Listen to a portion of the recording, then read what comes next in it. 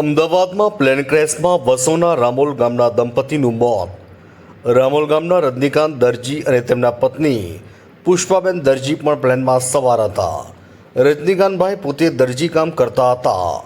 પોતાના દીકરાને ડૉક્ટર બનાવી 2 વર્ષ પહેલાં લંડન મોકલ્યો હતો. રજનીકાંતભાઈનો પરિવાર અમદાવાદમાં સ્થાયી થયો છે. પોતાના દીકરાને 2 વર્ષ લંડન થયા હોય તેમને મળવા માટે લંડન જતા હતા. રજનીકાંતભાઈ અને તેમના પત્ની બંને જણા 8 તારીખે રામોલથી પોતાના દીકરીના ઘરે અમદાવાદ ગયા હતા. અમદાવાદથી ગઈકાલે તેઓ લંડન જવા નીકળ્યા હતા. આ દરમિયાન પ્લેન ક્રેશની દુર્ઘટનામાં તેમના બંનેના દુઃખદ મોત નીપજ્યા.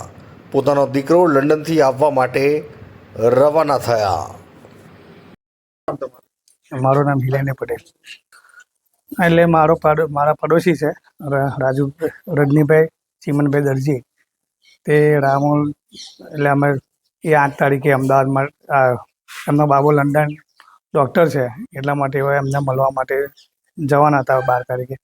ત્યાં 8 તારીખે એવા રામોલથી અમદાવાદ ગયા એમના સંબંધીને ત્યાં, એમના ભાઈની ત્યાં, અને ત્યાં આગળ બધી ખરીદી કરીને અને 12 તારીખે એમનું પ્લેન હતું અને એમના બાબોને તે લંડનમાં છે એટલે એમણે બોલાયેલા.